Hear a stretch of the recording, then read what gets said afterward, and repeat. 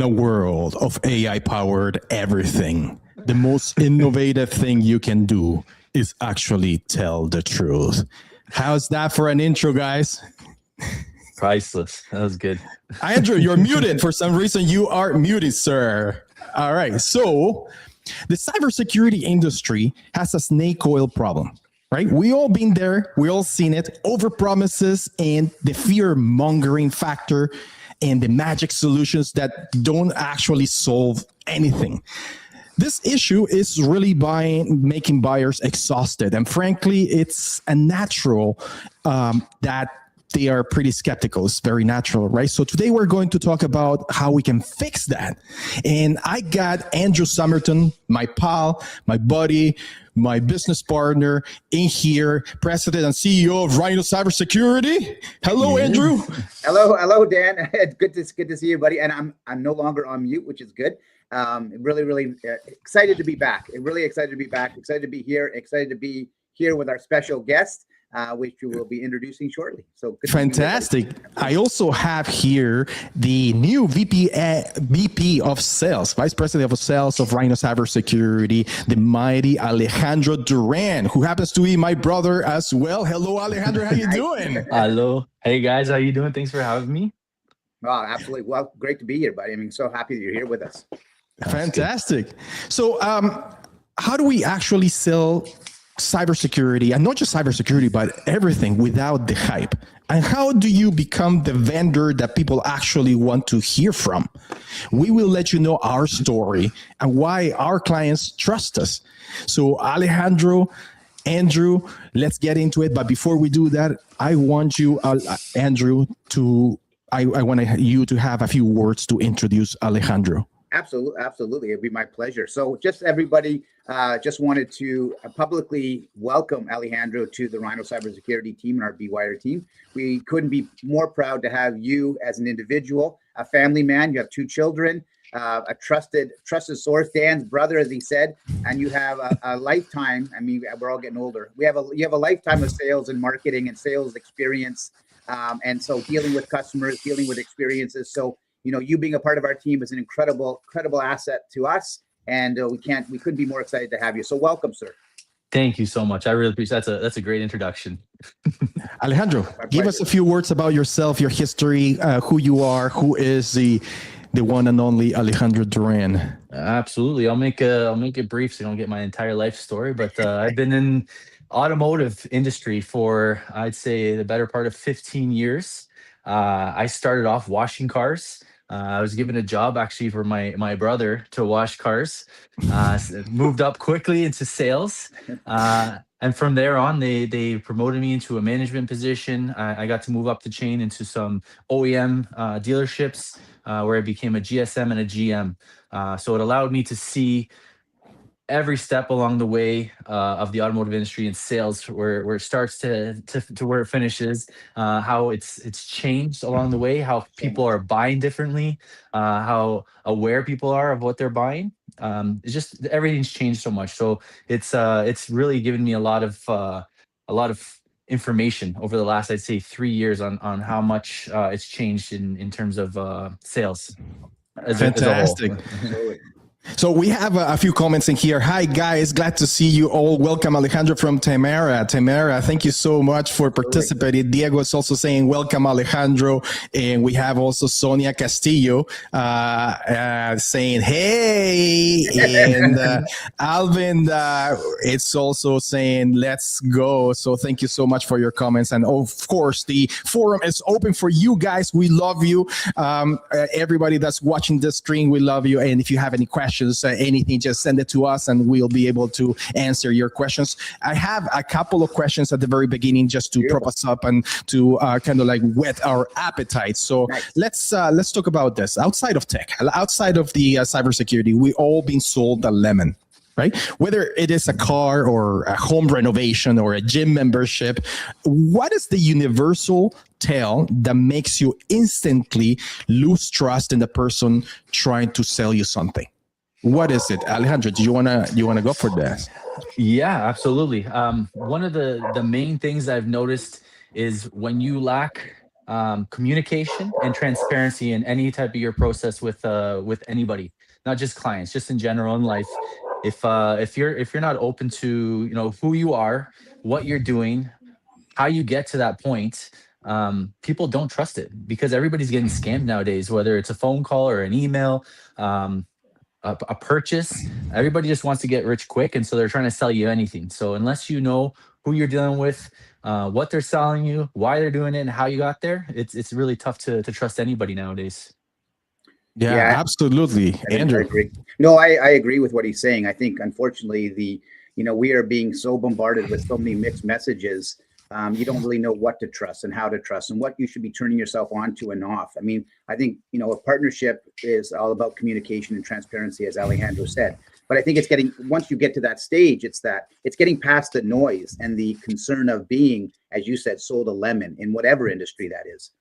Yeah, absolutely. 100%. I think trust is just a buzzword, right? It's a buzzword that is very weak and fragile. And it's something that you have to earn.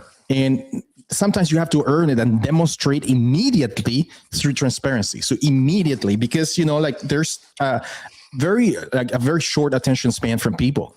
And what they say, first appearances make a huge difference. So if we don't start right from the beginning demonstrating that we are transparent, especially in the world of cybersecurity, because you hold the keys to the kingdom, right? So trust is such a huge component, right?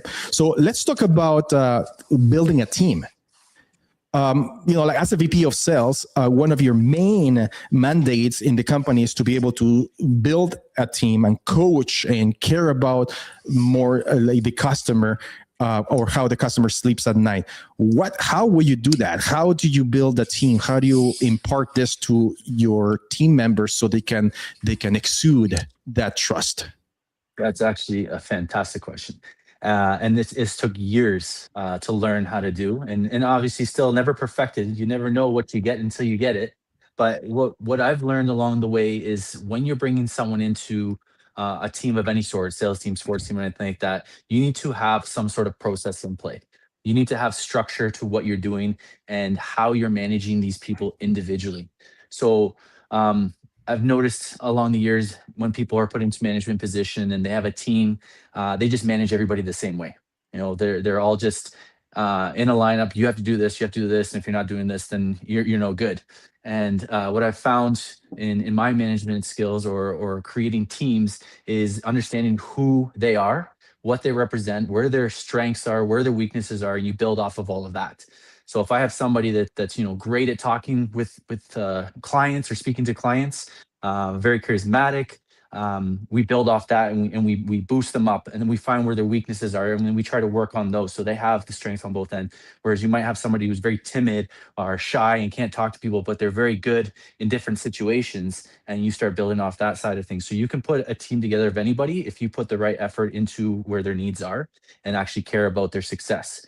So again, going back to building your team, knowing who you are, knowing who you're working with, and how you can structure something for them. So if you have something in place, it's like a roadmap. They come in, you show them what they need to do, you see how well they do that, and then you work on their weaknesses. Fantastic. Absolutely. And we have a lot of experience on that. Maybe Andrew, you can relate to this in our team, in our operations team, and all the teams that we have inside of our company, and how this works for us. Yeah, absolutely. I think Alejandro, you said it very well, but I think you're right. It applies, Dan, to not only sales, it applies to operations and the infrastructure.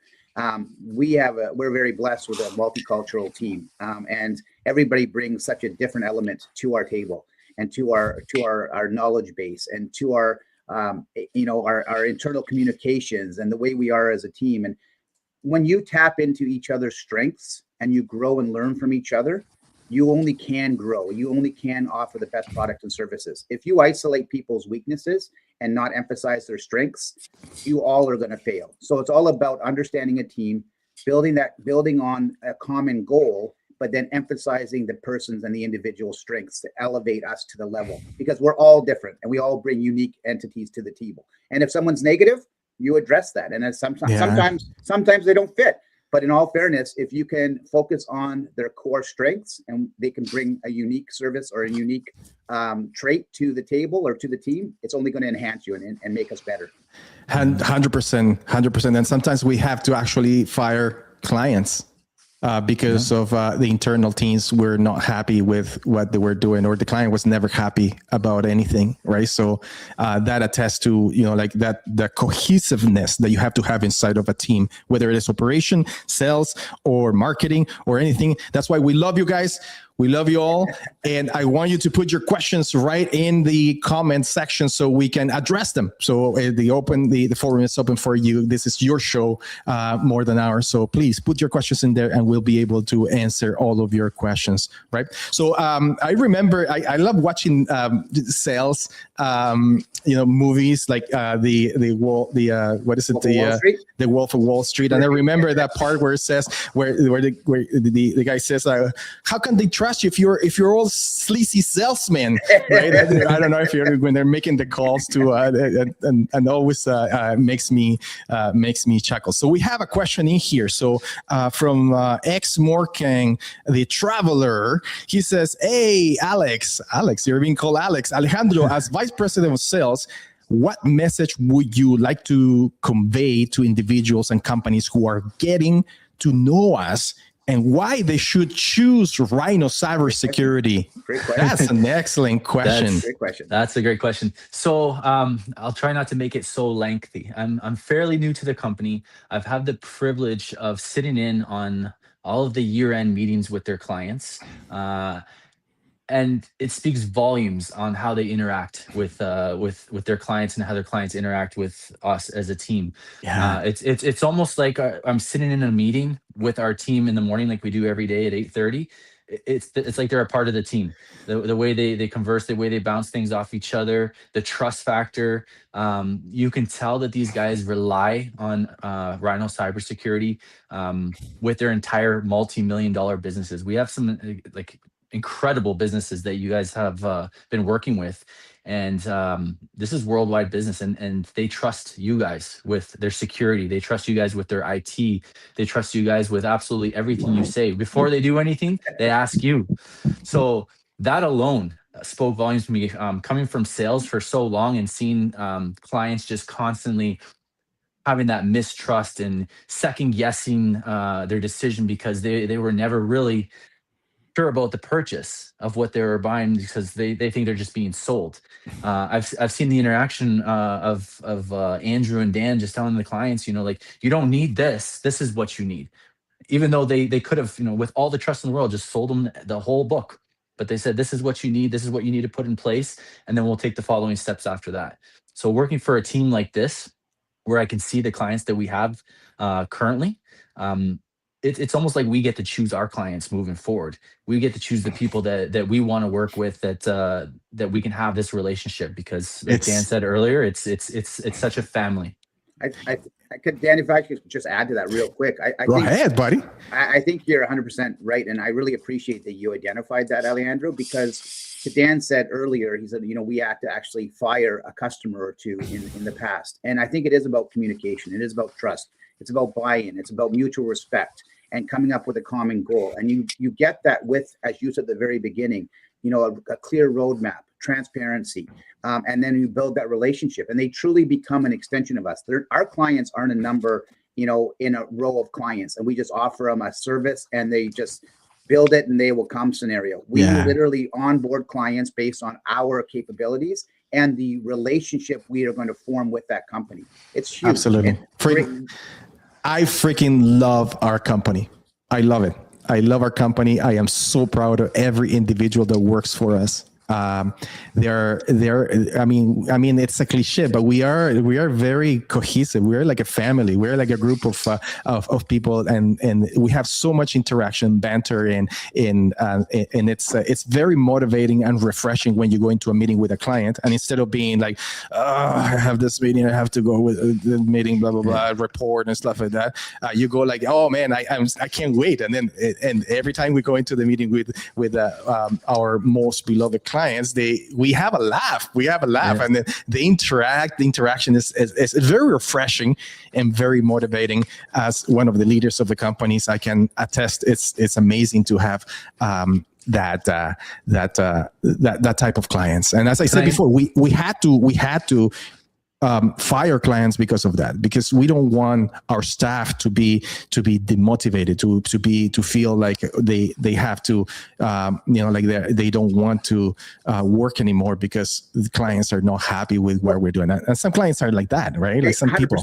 I think Alejandro said it earlier to comment what you're saying is the sales model and the relationship model has changed dramatically. And I think you need to have that, that collaboration and that trust. Because if it's always one-sided, meaning the client's dictating to what they need and what they want and how they, how they always say the client's always right. Well, that's not the case. The collaboration is always right. That's what's going to find the ultimate goal to give you the solution you're looking for. So the client may have an opinion and we have a solution, and together we come together and offer the right, the right option that's going to give them what they're looking for. So absolutely. And I think we do that very, very well with our clients, and that's could be more proud of. However, I just want to say something. It's not everything about kumbaya, right? It's not 100%. Kumbaya. We go like sing, like with the ukulele singing kumbaya in the meeting. Good point, buddy. At the very beginning, when we have our first clients, our first interactions are very serious, right? They're very serious. And especially when somebody gets hacked or they have problems with cybersecurity and stuff like that, it's very touchy subjects. There's a lot of, unknowns and knowledge unknowns and stuff like that we need to overcome. And we need to show the clients that we are trustworthy. But then after we're able to secure the business and work for 1, 2, 3 years and everything is amazing at the workplace, because the cybersecurity is tight, then it's the breeze, right? So I just want to make that distinction. I have a really good question that Diego Macastrion is posting in here for you, Alejandro. He asks, Alejandro, how can you handle objections? Very quick and snappy. How do you do that? I'm glad you asked it. It won't be quick and snappy because there's a little bit to this. And I got to thinking about this yesterday, because I had a conversation with Andrew and I brought up the word objections. And when you come from the automotive industry, there's a lot of objections. Why won't you buy this car? Because the wife's not involved. They don't have the money. The payments don't meet the criteria. They're not happy with the trade value. These are all objections. And we're trained over year how to handle people. And I don't believe that handling people is allowing somebody to make the right decision, because what you're doing is you're forcing them into a decision. So you're not really handling an objection and saying, well, let's do it this way and let's kind of curve the ball and make it work for you. And then all of a sudden you have buyer's remorse. What I found the objection, what it truly means is finding out where the concern is. Is it actually the affordability? Is that something that like our B Rhino cybersecurity can alter for you? Can we make it work for you? Can we do something and spread this over a 2-year term if we can make it work? Objections to me are just something that a client has a genuine concern about, and if we don't actually face it head on, we're not going to have a happy client. We're not going to have somebody that's feeling like they made a good decision after they pulled the trigger. So we need to handle objections, as you say, objections, in the sense that we need to listen to the client's actual needs and concerns and make sure that we are addressing them properly. It's not just it's not a sales tactic anymore. People have outgrown being sold and having tactics thrown at them just to buy. So we want these long-term relationships. So we need to make sure any concerns that clients have, which I'm going to replace the word objection with concerns, that we can actually handle those the way they need to be handled. 100%.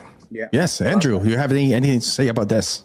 No, I think it's bang on. I think at the end of the day, when you're meeting a client, you have to listen, and they need to be heard. Yes. And then if they're heard, we can offer the proper recommendations or solutions. And if we can't, we tell them we can't. A lot of times clients feel they are being protected from their, past providers or MSPs or things, but they're not being heard. So if you're a company that is able to go in and hear the customer, understand their needs, and then give professional advice. It may not be the advice they're wanting to hear, but if you're hearing what they need and then you can give them those recommendations and solutions, you can overcome those objections. And together, as we've said from the very get-go, collaboratively, we can actually basically put the proper measures in place. And I think that helps overcome objections. Exactly. Hear the client's needs. Yeah. So you know, like the thing is, in cybersecurity, you don't have to ask your wife to buy cybersecurity. So it's a little different than or husband, or husband, unless you're part of the company and you're, and okay, I have to ask my husband. He's the president and CEO of the company. So, but you do have to kind of like create a report or some sort of, to be able to balance the cost and benefit, do a cost benefit analysis on what you have to buy, right? So there's still, but I think objections are walls or signals that people send automatically in their brains to say, okay, what if this is not the right solution? So I'm going to ask questions, and sometimes the questions are not even, they don't even have to do with their fear. They have to do with just probing you. People are just probing you to see real, because we're really bad at kind of like reading people's minds, and we're bad at that. So now that we're using, ChatGPT and stuff like that, we can make comparisons, which is better. And if you do actually ChatGPT and you search for Rhino Cybersecurity, who they are, we have excellent reviews and stuff like that. And ChatGPT loves us. I don't know, they say great things about us, which is fantastic. So Dan, just real quick, I don't mean to. In regards to objections, because I think it's really important. We had an experience, just so you guys know. So objections can be when you're sitting in front of a client and you're understanding their needs, right? And you have to overcome objections by listening and hearing. But an objection can be pre-sale too. Like, we had a client who actually loved us. We sent them all the marketing materials. We communicated with our IT team. They absolutely loved everything we had to offer. Everything that they were looking for, we have solutions for. But the owner had an objection. Are these people real? Are they AI? Should we be doing business with them? We don't know them. And so we literally had to get in the car, and we drove 4 hours, and we had a great meeting with the company. And he said, one of my main objections was, I wanted to make sure you were real, that you were real people. What you were presenting, what you're saying, and what you're doing is actual factual. And you know what? That's the reality of today with AI and with social media and with misinformation. The real approach, being in front of a customer, is also overcoming an objection. So I just wanted to throw that out there because it's something that's really happened to us. 100%. So I have an important question. It's a more technical question. Tamara says, trust is huge when handling sensitive data that might meet strict regulations. How do you convince potential clients to trust you with this? And this is so 100% truth in the cybersecurity realm. And then Tamara says, sorry, I'm always thinking of the hospital environment in terms of data breaches. It's happened. I mean, okay, don't even get me started with the hospital getting hacked and ransomware and all of that. They don't handle what's called PHI or personal health information very, very well in hospitals. So they don't have a good track record for sure. But I can answer that absolutely. Yeah. So the first thing is we need to have all the processes in place, right? So we have to show our clients, and we have to have what's called SLAs, right? So service level agreements, where we are going to jump into the role of cutting down all the cybersecurity threats as they come, depending on our SLAs. You have to look at who is part of the team. Like, for example, my experience, and I don't want to fluff my feathers, but having somebody that has a master's degree in cybersecurity and computer science with 20 years of experience and numerous certifications, like certified information security professional or certified cloud professional and things like that, at leading all our staff, it makes you very credible. And also, I think the top thing is the recommendations. So having a multi-million-dollar CEO attest to our trust and call the client or call the prospect or have a conversation with the client and say, yeah, these guys are legit and they're good. That is huge in this business. Yeah, so to answer that question, Andrew, anything to say about that? From the technical standpoint, no, Dan. I couldn't add to what you're saying because it's so true. And again, you have such an incredible wealth of knowledge, but I can't emphasize enough the credibility aspect from existing partners. So multi-million-dollar companies, give us a referral or refer their partners or their companies to us. It is priceless because of the relationship we have. So there's no greater compliment than a company referring us to another company, because they're literally taking the chance and the risk to say, hey, by the way, we trust these guys with everything we are, and we recommend them to you. And again, that's a huge compliment. And we're very, very blessed that we get companies that way, and we continue to get companies that way. It makes the sales process easier, but it's the greatest compliment any company could ever give us. Yeah. So I'm asking that question to our staff. Our staff and our viewers out there. So buyers often ghost vendors, right? Not because they're not interested, but because they're just exhausted. What do you think? What do you think about this? Guys, if you're out there, just tell us. What do you think about, people when you get ghosted? And I do it all the time. I mean, sometimes I get the calls, I get the emails, and I'm very interested about a product and stuff like that. But then they keep on calling me, they keep on sending emails, they keep on trying to reach out to me, and then I just completely ghost them. I'm sorry, I might be a bad guy, but I think everybody does it. I do guys, what do you think? What do you think the answer? What is the answer for that? I put this question to our viewers out there. If you want to comment on this issue, and then I'll post the answers that you have on the screen so we can show the Andrew and Alejandro as well. So moving forward, a couple of things.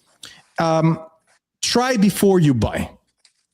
Okay, there's always try before you buy. In the car business, you can take the car on a demo, sometimes even a weekend. Okay, just have the car for the weekend, and then you tell us how it went. Which I don't know if that's a good strategy or not, but I've done it before. Try before you buy. In cybersecurity, you often don't know if it works until you're attacked. Yeah. You know what I mean? So it's like you're providing the service, and then you hope that you're not going to get attacked or a malware or somebody hacking into your company, because that's when it's going to be the trying period, right? So it's a little backwards. So how do you handle that, Andrew? I mean, maybe you can answer that question for us. Absolutely, and I appreciate that question actually, because it's kind of a double-edged sword, because in our industry, trust is everything, and it does take a process and an understanding of a company's network, their infrastructure, their workings, their operations, and so for us to be able to go in and give them complete try before you buy scenario, it can be a little difficult. So cybersecurity is like an onion approach, and it's not about completely eliminating. It's about mitigating risk. So you can start off with baby steps, working with a company like Rhino or other companies, and that are more cost-effective solutions to give you that relationship, to build that trust, and to get that buy-in. So you don't have to take a big bite to basically commit to a company. I think you should be very strategic with what you work with and how you work with your team. And to Dan's point, the expertise behind that team. And again, you can try smaller solutions to build that relationship, that communication, to give you that ultimate protection. We do have some solutions that we offer for a trial period, but you have to have the mindset when you're partnering with a company that's going to, you're going to give the key to the kingdom to, that you have to have some, you have to do it in stages to build that trust and that communication. And so it's again a double-edged sword. I'd love to give away the farm to every single company to get them on board, but there's a process involved, and there's a lot of work from both sides to make sure that happens right. 100%. All right. So I have a couple of questions for Alejandro. Right? Yes. That have to do with sales, right? Because the nice thing about having a new VP of sales in the company is that they have fresh eyes and they can come and do things that we don't think about, right? And so what are the, what's the one old school sales habit that you want to kill right off the bat immediately, Alejandro, and ensure that we're building a long-term partnership with our clients?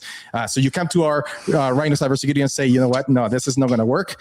It's old school mentality. Let's do something new. Boom. What is it? So one of the things that I've been trying to pick up on here is I want to have genuine conversations with our clients. I don't want to have massive empty e-blasts out to customers without the real information. I think that based on exactly what Andrew was saying too, we need to educate our clients first. They need to understand, what questions they need to ask. If you can't do a trial run, like a test drive on a car, and you're just putting your hope into something like insurance, you need to ask the right questions. A lot of people think that they have their systems protected already because they have an IT guy in house, or they think that, okay, I have some antivirus system that I pay $64.99 for a year, so I'm good, I'm protected. But they're not asking the right questions, then, and they don't even know what questions to ask. And being fresh eyes, and I had this conversation with Andrew the other day. If I was on the other side of things, and if one of you guys approached me, I would have assumed, at our dealership, everything's good. I have an IT guy. He comes in and fixes my computer. He can take over my computer and do all these cool things and fix it. And in my mind, I think I'm set. I have a guy. But a lot of times we don't realize our IT guys that are in house are not actually meant for protecting your systems against hackers or any kind of threats that come your way. So being able to educate our clients first, and make sure they are asking themselves the right questions. And this doesn't mean their internal IT guys are not doing what they need to do, or are not the right guys for the job. They are. They just don't realize that that's a separate job. This is a separate service that you need for your business, especially if you're protecting your clients and you have a huge client base and you have a multi-million-dollar company. So my fresh eyes tell me I know what it's like to be on the other side and not to know, and to easily just shut it down and say, no, I'm good.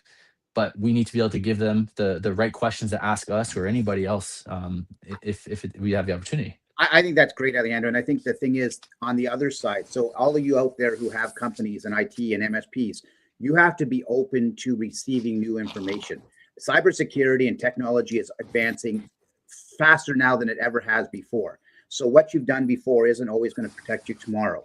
And so by partnering or educating yourself or surrounding yourself, or if somebody does reach out in that space, be open to having an educated conversation with them. Don't be closed-minded. So, to Dan's question is, how do we go out, or how do we sell, or I think the people who are receiving our outreaches as well need to be open to having those educated conversations with experts in the industry, whether you're an IT person or a CEO of a corporation. So yeah, I think that's a great point, Alejandro. Yes, absolutely. So, by the way, I put in the chat here, what's the one old school sales habit you need to kill off immediately? And my comment was rejected by YouTube spam bot, maybe because of the word kill. Oh, probably. That's right.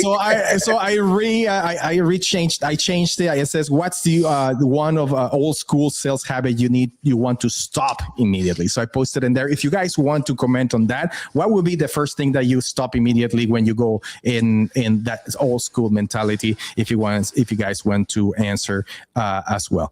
We have a comment from Tamara. She says, if a company is disorganized or overwhelmed, they could avoid vendors, or they become apathetic when choosing. Oh my God, this is so completely true. Some of our clients are all over the place, and I'm sorry to see them, not our clients, but prospects that you meet, and you shake your head sometimes. We literally been in meetings with clients, with big clients, in meetings when we're walking out of the door, somebody's saying, "Oh, we just got hacked. There was malware in one of the computers again," and blah, blah, and just talking, and we're like, "Really?" And they're like, "Yeah, we'll take care of it," and it's like so nonchalant, so like, and we're like looking at each other, going like, "What is this?" It's just craziness, right? So that's a little story that we have. Great question, though, Tamara. Great question. Yes, great point and question. Do they become apathetic? Do people become apathetic, or it's just because they're really busy? I think it's a combination of both. I mean, we are so inundated with information and knowledge. I mean, information and messaging. We turn off everything. You could get a message today that is you've been looking for that solution forever, but you're so busy being busy that you just don't see it. So timing is everything too, right? So consistency proper outreach, proper communication, I think it really, that translates into obviously timing as well. So, I think we turn ourselves off sometimes just because we are overwhelmed or we are busy, or it's not going to happen to us. Well, it's not if, it's when. That's the reality, right? Yeah, sometimes it's just budget, right? And budget, so it's not on the budget and or the motivation. So like I said, I'm working for this company and I don't really care. I'm like whatever, like just doing my job and I don't. So I become apathetic because there's no motivation in me to do something good for the company. Or sometimes every time I go to my boss to ask for a budget, they say no. And we have this in some of our clients where they go out and then there's no budget, there's never budget, and that's one of the things about cybersecurity, right? It's just like insurance. We were talking with Alejandro about this, that the cybersecurity is very, very similar to the insurance company, right? So nobody wants to get the warranty, the extended warranty for a car until they know they need it. Right, so they don't want. I don't want to drop $5,000, $10,000 for just extended warranty on my car. It's you need to make them aware of that it could impact in the future. Right, so very important. So all right, so I have a couple more questions before we signed off. Let's talk about some of the red flags. Right, so if you were to provide some immediate value for or actionable tactics for buyers that are out there that want to buy cybersecurity or want to buy secure IT services, MSP, and all of that, what would be like a red flag checklist? Maybe Andrew, what do you think it would be to recommend clients? Yeah, I think a client needs to, right back to the beginning of this meeting or this podcast, is you have to be heard and you have to understand what the needs are. So I think if a client, if you're out there looking for product or services to better protect you in our space, you need to have open-ended conversations with people that are willing to look at your infrastructure and offer you solutions, not the catch-all. If you go to a company and they tell you need everything in the first conversation, clearly that's a huge red flag. If you go into somebody and you say, can you guarantee that you're going to be protected? Huge red flag. No one can guarantee that. Again, it's about mitigating risk. It's about being heard. So if somebody overpromises in the first meeting without understanding your true needs, it's a huge red flag. You have to, as a consumer, or you out there looking for a product or a service like cybersecurity, you need to have an educated conversation. You need to take a look at their references. You need to take a look at the clients they do business with, the infrastructure, the team, like Dan said, credentials. And if they can't provide that to you, another huge red flag. So just go in with open mind and understanding that you need to get your questions answered. And whoever's going to give you those recommendations, whatever team it looks like, whether it's an IT individual, an MSP, or a cybersecurity professional, they need to understand what they're providing for you and what you need to give you those proper solutions. So one size doesn't fit all companies. So that's a huge red flag if someone is selling you that one size solution. Yes. Yeah. So Tamara also adds a comment. Back in the day when I did sales, the good old hard sell, push, and relying on pressure instead of value. Hate that.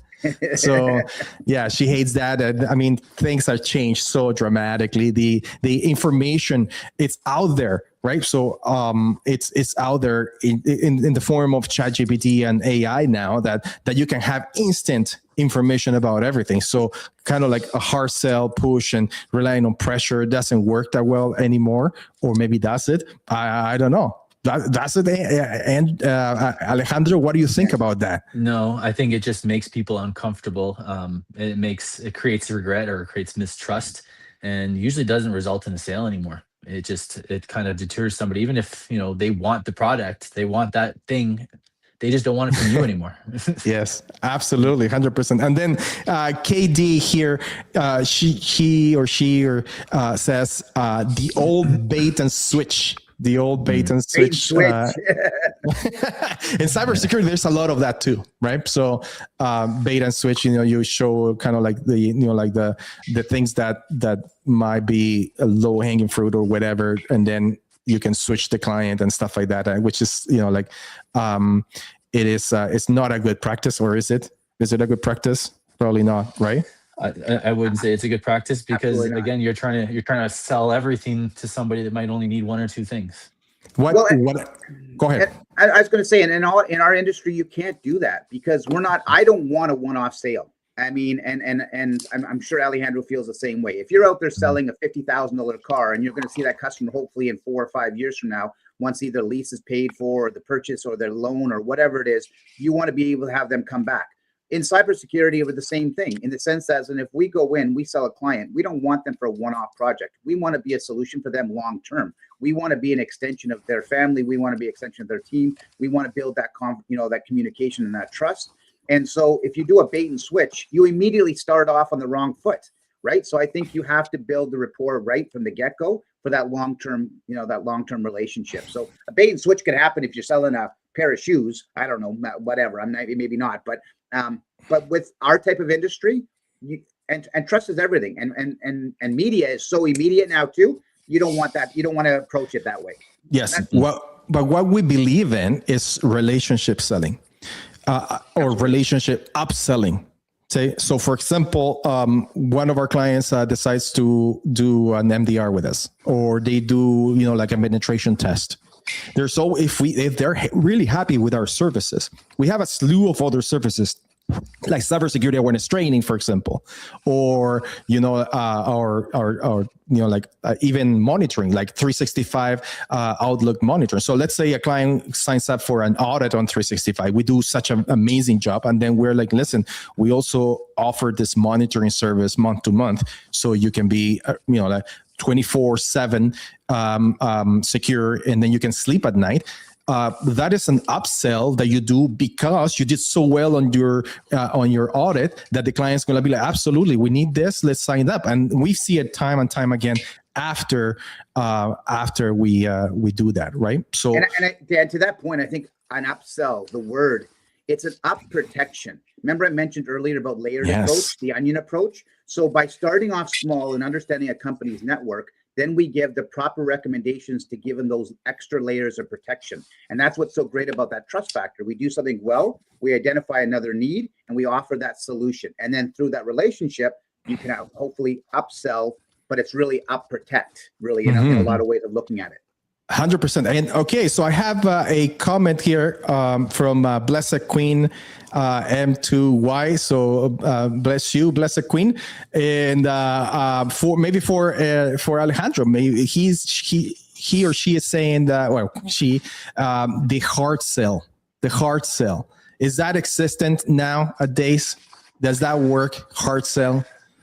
The hard sell, it depends on what you mean by that. The hard sell could either mean it's difficult to get the sale, or the hard sell is you're really forcing the sale onto someone. I think let's suppose the forcing the sale. You need it, you want it, you gotta get it. So that's a very short-term gain for any person in sales, to assume that you're going to push somebody into a purchase that they don't really want, and B, more than likely it's going to blow up in your face the next day, and you will not create any relationship. You will not create any referrals. You won't create any future business with this person. It's just not worth it anymore. These hard sales is just, sorry, go ahead. No, go. What you're saying, I think it makes sense, but maybe to that question too, because you can look at it differently as well to this individual. You can have a hard sale / hard ask, very different. A hard sale is pushing something maybe they don't need. And then again, there's ramifications to that. A hard ask is, as a salesperson, you do need to know when to ask for the sale. You need to know, where you are in the sales process. So there is a time and a place for a hard, not a hard sale, but an ask to actually advance the sale. So it's a different way of looking at that. Yeah. And that falls under a reasonable request at a reasonable time. Exactly. Maybe do with the salesperson too, because everybody's afraid to ask for a budget. Everybody's afraid to ask for the things, right? Absolutely. That they need to ask, right? So it's very internalized, right? So hard sell. All right. So okay, so we have also here a comment from Marlon Calle. He says, cheers, Rhino team, and congratulations to Alejandro on his new position. Marlon. Hey, Marlon. Man. Thank you. Good to see you, Marlon. We miss you, Marlon. Marlon used to work for us. He was an excellent, employee and individual. As a person, we love Marlon. He was excellent. You're a fantastic individual and person, Marlon. So if you're out there and you're watching us, thank you for joining us. We love you. Come back to us. We miss you. Anytime. The door's always open, buddy. The door is open for you. Okay, so I think that's we are out of questions. We have what we need. We have also, just before I go, I want to show you my screen. Let me just present my camera here and share my screen. And there you go.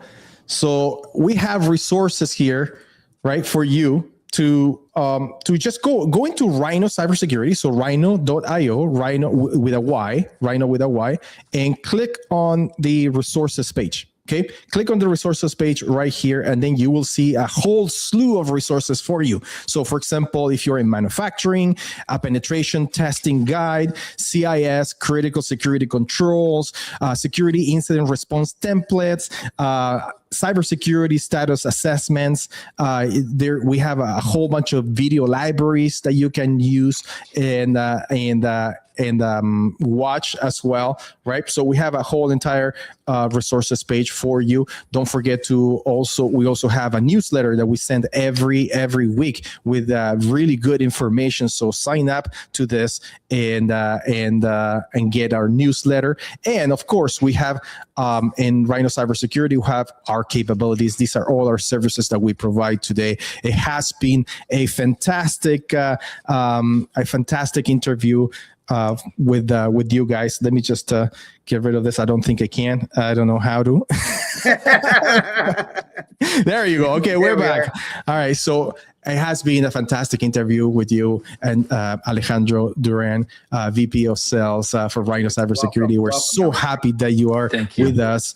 And I hope to see you soon. Next week, we're going to do this every week on Fridays at 12 o'clock. Again, we're going to go back into the saddle and we're going to kill our podcast. So join us next Friday with another topic of conversation. It might be cybersecurity, it might be anything, but we're so happy that you are here and have a fantastic weekend. Andrew, last words? Absolutely. Just, you know what, I just really want to thank Alejandro for joining us. Really excited to have you on our team and really excited about the new things we're going to bring to the forefront. And for any of those people out there watching, please reach out to Alejandro. Ask them the questions. Let's get to the bottom of what your needs are, and we're really looking forward to 2026 in a whole. It's going to be exciting. So thanks so much, Dan, for hosting too. It's always a pleasure every week.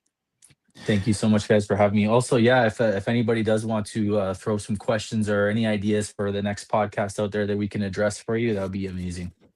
Yes. From Tamara. I love Tamara's comment here. I will do my best, Tamara. It's getting itchy, but I thank you so much for the compliment. Just keep it. I know, that's what I heard. All right. See you guys. Love you Bye, all. everybody. Have a fantastic weekend. Bye.